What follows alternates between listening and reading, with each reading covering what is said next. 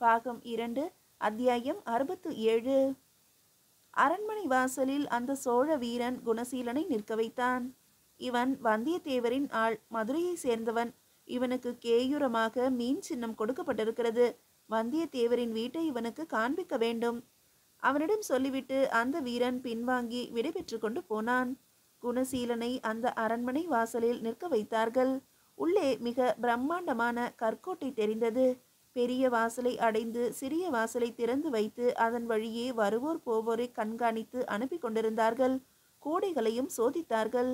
அரண்மனை வாயிலில் காவல் காக்கும் வீரர்கள் 50 வயதுக்கு மேற்பட்டவர்களாக, நரைத்த கிழவர்களாக, அதே சமயம் கண்டிப்பானவர்களாக இருந்தார்கள்.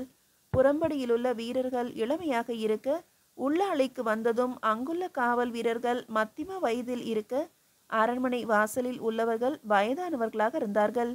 இளம் வீரர்களை வெயிலில் நிற்க வைத்தும், மத்திமமான வீரர்களை தெருக்களில் உலா வர வைத்தும், வயதான வீரர்களை நிழலாக உட்கார வைத்தும் சோழர்கள் பிரித்திருக்கிறார்கள் என்று தெரிந்தது. ஒவ்வொரு செயலிலும் சோழர்களுடைய நேர்த்தியை கண்டு குணசீலன் வியந்தான். யோசனையற்று சோழர்கள் எதையுமே செய்வதில்லை என்பதை புரிந்து கொண்டான். இரட்டை மாட்டு வண்டியில் உணவு வந்தது. பானை இறக்கப்பட்டு பெரிய தட்டு இன்னொரு தட்டால் மூடி கொண்டு வரப்பட்டது. வீரர்கள் கோட்டை வாசலுக்குள் உள்ளே இருந்த அறைக்குள் போய் அங்கிருந்து தங்களுடைய தட்டுக்களையும் குவளைகளையும் கொண்டு வந்தார்கள். தட்டிலிருந்து சுட சுட அரிசி சாதம் எடுத்து கரண்டிகளால் வீரர்களின் தட்டுக்களில் போடப்பட்டன. கறியும் மீனும் கலந்த குழம்பு சோற்றின் மீது ஊற்றப்பட்டது. துவையல் போல ஏதோ ஒன்றை கூடவே போட்டார்கள். குவளைகளில் கஞ்சியும் மோரும் கலந்து ஊற்றினார்கள். கடித்து கொள்ள வெல்லம் ஒன்று ஆளுக்கு ஒரு கட்டி கொடுத்தார்கள். கூடுதலாக வெல்லம் வாங்க அவர்களிடையே போட்டி இருந்தது. வீரர்கள் சரிபாதியாக பிரிந்து 4 பேர் சாப்பிட போனார்கள். இன்னும் 4 பேர் உணவுகளை அறைக்குள் கொண்டு போய் வைத்தார்கள். கோட்டை வாசலில் உள்ள சரிந்த கீற்று கொட்டகையில் தரையில் உட்கார்ந்து அங்குள்ள சிறிய மேடைகளில் தட்டு வைத்து கை கழுவி முகம் கழுவி வயதான வீரர்கள் உண்ண துவங்கினார்கள். குணசீலனுக்கு பசித்தது. அரிசியின் நறுமணம் மூக்கை துளைத்தது. ஆனாலும் முகத்தில் எந்த உணர்ச்சியும் காட்டாமல் அமைதியாக நின்றிருந்தான். உணவு முடித்ததும் நீர்மோர் குடித்தார்கள். நீர்மோர் குடிப்பதற்கு துவையல் தொட்டு கொண்டார்கள். பெரிதாக ஏப்பம் விட்டு எழுந்தார்கள். மறுபடியும் முகம் துடைத்து கொண்டு வெற்றிலையும் பாக்கும் இடித்து வாய்க்குள் அடக்கி கொண்டார்கள். மற்றவர்கள் போகலாம் என்று சொல்லி காவலுக்கு உண்ட களைப்போடு நின்றார்கள். மற்ற வீரர்கள் வேகமாக சாப்பிட உட்கார்ந்தார்கள். என்ன, எதற்கு இங்கு நின்று கொண்டிருக்கிறாய் என்று ஒருவர் கேட்க, வந்தியத்தேவரின் இல்லத்துக்கு போக வேண்டும். ஆள் அனுப்பியிருக்கிறோம். வந்தியத்தேவர் கூப்பிட்டால் போகலாம். கூப்பிடும் வரை இங்கேயே இருக்க வேண்டியதுதான். உணவெடுத்து கொண்டாயா? இல்லை என்றான் குணசீலன். முட்டாளே, முன்பே சொல்லக்கூடாதா? உணவு வண்டி வேறு போய்விட்டதே. உணவு வண்டி எனக்காக வந்திருக்கிறது என்பது எனக்கு தெரியாது. ஐயா, யாரெங்கே? இவன் சாப்பிடவில்லையாம். உணவு வண்டியும் போய்விட்டது. யாரேனும் இவனுக்கு உணவு கொடுங்கள். வீரர்கள் திகைத்து நின்றார்கள். ஒரு வீரன் மெல்ல தட்டை அவனிடம் நீட்டினான். மிகவும் பசிக்கிறது என்றால் இந்த உணவை எடுத்துக்கொள்ளலாம் என்றான். குணசீலனுக்கு சட்டென்று உள்ளே நெகிழ்ந்தது. அவ்வளவு பசிக்கவில்லை. வந்தியத்தேவர் பார்த்துவிட்டு நான் உணவெடுத்துக் கொள்கிறேன். நிச்சயம்தானா? நிச்சயம்தான். நீங்கள் சாப்பிடுங்கள். நாங்கள் உணவு சாப்பிடும்போது நீ இருந்து உனக்கு உணவு கொடுக்கவில்லை என்றால் வந்தியத்தேவர் என்னை கோபித்துக் கொள்வார். அதனால்தான் சொல்கிறேன். பசிக்கிறது என்றால் இந்த உணவை எடுத்துக்கொள். நான் உணவுக்கு ஆள் அனுப்பி வாங்கி கொள்ளுவேன். இல்லை ஐயா, இதற்கு நடுவே வந்தியத்தேவர் அழைப்பு வந்துவிட்டால் நான் பாதி உணவில் எழுந்திருக்க வேண்டும். மொத்த உணவையும் நீங்களே சாப்பிடுங்கள். நான் காத்திருக்கிறேன் என்றான் குணசீலன். சரி, முன் பசிக்கு சற்று நீர்மோராவது குடி. அவன் குவளையை அவனிடம் நீட்டினான். உள்ளங்கையில் துவையலை வைத்தான். இஞ்சியும் ஏதோ கீரையும் சுண்டைக்காயும் பிரண்டையும் கலந்த துவையல் அது. புளிப்பு காரம் எல்லாம் இருந்தது. ஒரு உருண்டை விழுந்ததும் உள்ளுக்குள் சுள்ளென்று எரிந்தது. வேகமாக நீர்மோர் குடிக்க வயிற்றில் கரைந்தது.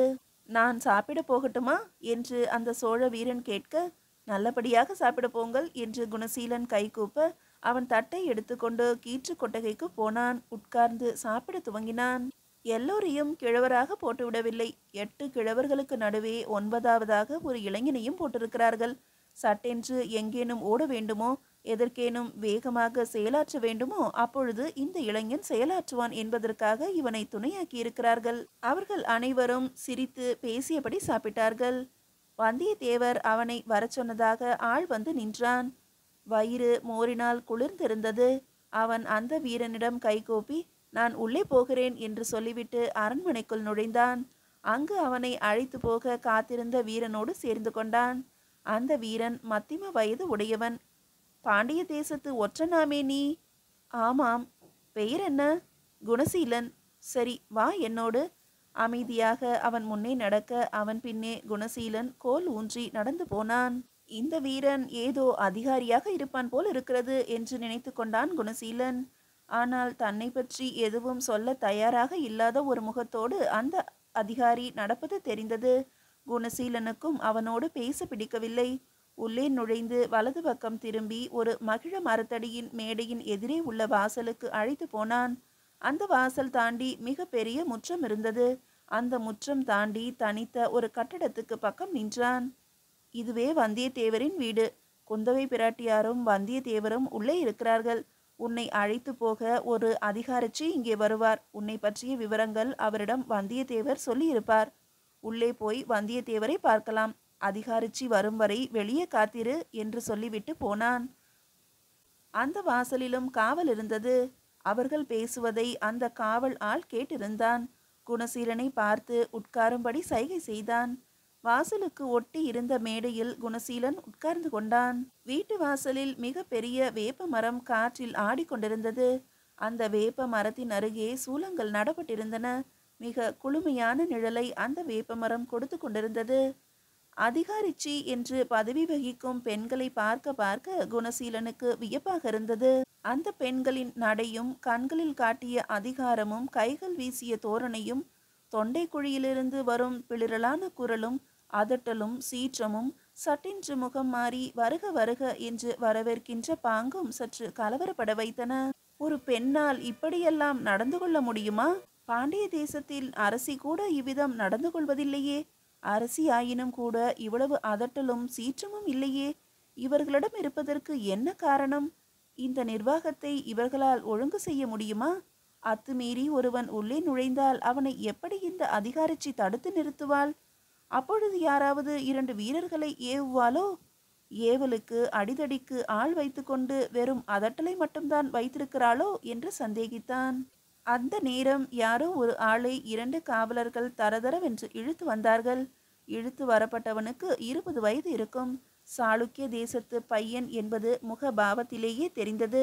பெரிய உதடுகள், குறுகிய கண்கள், சிவந்த நிறம், செம்பட்டை தலை, கழுத்தில் உத்ராட்சை கொட்டை கட்டியிருந்தான்.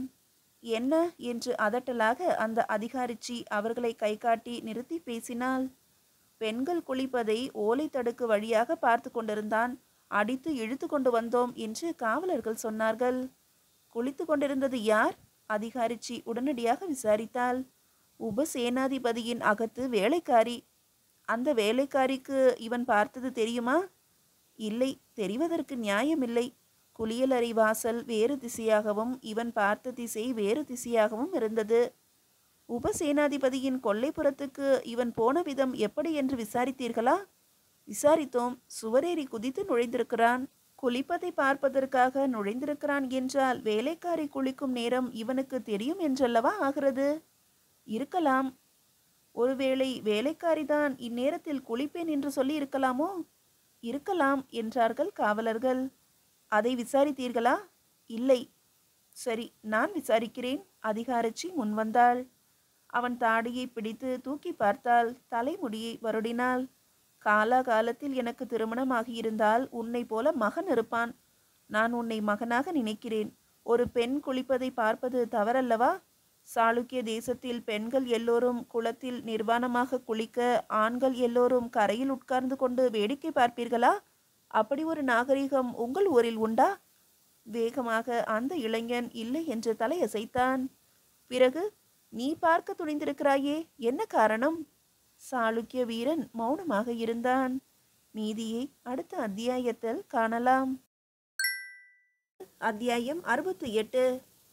சாளுக்கிய வீரன் மௌனமாக இருந்தான். வேறு எந்த கேள்வியும் கேட்க தேவையில்லை என்று அங்குள்ளோர் எல்லோருக்கும் தெரிந்தது. ஒரு இளைஞனின் மன அவசரம் என்பது புரிந்தது. எல்லா காலங்களிலும் எல்லா தேசங்களிலும் உண்டான விடலை விளையாட்டு என்பது தெரிந்தது.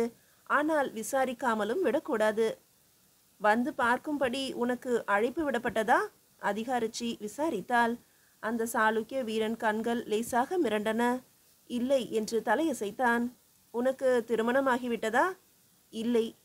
உடற்பசியின் உந்துதல் தாங்காமல் இவ்விதம் செய்துவிட்டாய் என்று எடுத்துக்கொள்ளலாமா? இதற்கும் அந்த இளைஞன் பேசாமல் இருந்தான். நீ செய்தது மிக பெரிய குற்றம் என்று நான் நினைக்கவில்லை. உலகத்தில் உள்ள எல்லா இளைஞர்களுக்கும் இது குறித்த ஆசை இருக்கும். ஆனால் இன்னொரு முறை இவ்விதம் செய்யாதே. இந்த சோழ தேசம் நாகரிகமான தேசம். பெண்களை மரியாதையாக நடத்துகின்ற இடம். உனக்கு அந்த வேலைக்காரியின் மீது ஈடுபாடு இருந்தால் அதை வெளிப்படையாக சொல். நேரடியாக அவளிடம் போய் பேசு. அதை விடுத்து இப்படி திருட்டுத்தனமாக ஒளிந்திருந்து ஓலை இடுக்கு வழியாக உடம்பு பார்ப்பது என்பது எவருக்கும் லாபமில்லாத விஷயம். அதிகாரிச்சி சொல்ல, ஹா என்று அலட்சியமாக ஒரு குரல் அந்த சாளுக்கிய வீரனிடமிருந்து வந்தது. அதிகாரிச்சி கடுமையானால் அவனை உறுத்து பார்த்தாள். ஏன், எதற்காக இவ்விதம் குரல் கொடுக்கிறாய்? நான் இங்கே பிடிபட்ட வீரன், சோழ தேசத்திற்கு அடிமையாக வந்தவன். நான் யாரிடம் போய் என் மனதை சொல்வது? எவரிடம் போய் என் விருப்பத்தை தெரிவிப்பது? தெரிவித்தால் எவர் கேட்பார்கள்? இங்கு மூட்டை தூக்கவும் வீடு பெருக்கவும் சுவரில் உள்ள ஒட்டடைகளை எடுக்கவும் தான் உபயோகப்படுத்திக் கொள்கிறார்களே தவிர என் மனம் என்ன விரும்புகிறது என்பதை எவரும் கேட்பதில்லை. எனவே நானும் சொல்லவில்லை. ஆனாலும் பெண்களை பார்த்தால் பரவசமாகின்ற நினைப்பை என்னால் அடக்க முடியவில்லை. குறிப்பாக இந்த வீட்டு சுவரேறி இந்த வீட்டு பெண்ணை பார்ப்பதற்கு வேறு ஏதேனும் காரணம் உண்டா? அதிகாரிச்சி வினவினாள். உண்டு. என்ன அது? அவள் மிகவும் வாலிப்பானவள். அந்த வாலிப்பு எனக்கு ஆச்சரியத்தை கொடுத்தது. இவ்வளவு அழகான உடம்பா? கருப்பாக இருந்தாலும் இத்தனை கட்டுமஸ்தாக பெண்களால் இருக்க முடியுமா என்று வியப்பு இருந்தது. சாளுக்கிய தேசத்து பெண்கள் சிகப்பாக இருந்தாலும் ஒல்லியாக இருப்பார்கள். அவர்களுக்கு உடம்பின் அங்கங்கள் மிக சிறியனவாகத்தான் இருக்கும். இவ்வளவு பருத்த தனமுள்ள உரமுள்ள பெண்ணை நான் இதுவரை பார்த்ததே இல்லை. தெருவில் போகும்போதெல்லாம் அவளை பின்தொடர்ந்து போவேன். அவள் எங்கு நின்றாலும் அவளுக்கு அருகே நிற்பேன். அவள் என்னை பார்க்க மாட்டாளா என்று ஆசைப்படுவேன். அவள் பார்த்துவிட்டு அலட்சியமாக போவாள். இன்று யாரோ கூப்பிட்ட போது குளித்துவிட்டு வருகிறேன் என்று சொல்லிவிட்டு போனாள். நான் அவர்கள் வீட்டு சுவர் அருகே காத்திருந்தேன். அவள் வந்தது தெரிந்ததும் சுவரேறி குதித்து ஓலை தடுப்பு வழியே அவள் அழகை பார்த்தேன். இது தவறு இளைஞனே.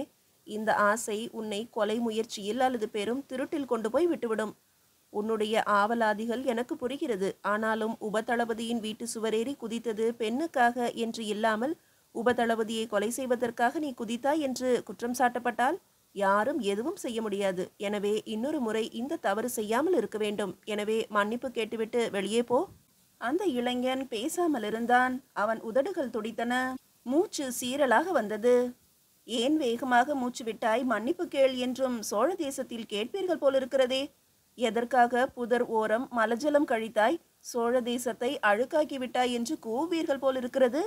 ஒரு பெண்ணின் வாலிப்பை பார்ப்பதற்காக நான் மன்னிப்பு கேட்க வேண்டும் என்பது பைத்தியக்காரத்தனமாக இருக்கிறது என்று சற்று சீற்றத்துடன் சொன்னான். அதிகாரிச்சி முன்னேறி பளிச்சென்று அவன் தொண்டையை பிடித்தாள். அழுத்தி உலுக்கினாள். ஓங்கி அறைந்தாள். அவன் நிலை குலைந்து போனான். சுவரோரம் போய் சாய்ந்து கொண்டான்.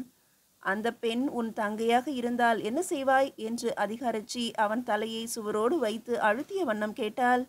அது உன் தாயாக இருந்தால் எத்தனை பேரை வேடிக்கை பார்க்க அனுமதிப்பாய்? நீ செய்தது தவறு என்பதை தெளிவாக சொன்ன பிறகும் மன்னிப்பு கேட்க மாட்டேன் என்று அடம் பிடித்தால் அது அயோக்கியத்தனம். சோழ தேசத்தில் உனக்கு சில சுதந்திரங்கள் கொடுக்கப்பட்டிருக்கின்றன. ஆனால் அத்துமீறினால் கூட கேட்பார் இல்லை என்று நினைத்து கொண்டிருக்கிறாய். அது தவிர உன்னுடைய அசைவு சிறிது தவறானாலும் சோழ தேசத்தில் மிக பயங்கரமாக விசாரிக்கப்படும். மிக பலமாக தண்டிக்கப்படுவாய். இவனுக்கு 6 கசையடிகள் கொடுத்து வெளியே அனுப்புங்கள். அதிகாரிச்சி உத்தரவிட்டாள். அவனை முற்றத்துக்கு இழுத்து போனார்கள். ஒரு வீரன் அவன் பின்பக்கம் கைகளை இழுத்து கயிறால் கட்டி நிறுத்தினான். 2 வீரர்களும் அங்குள்ள வீரர்களிடம் சவுக்கு கேட்டு வாங்கி கொண்டார்கள். சவுக்கு சொடுக்கும் சத்தம் கேட்டு அக்கம் பக்கம் நடந்து போனவர்கள் நின்று வேடிக்கை பார்த்தார்கள்.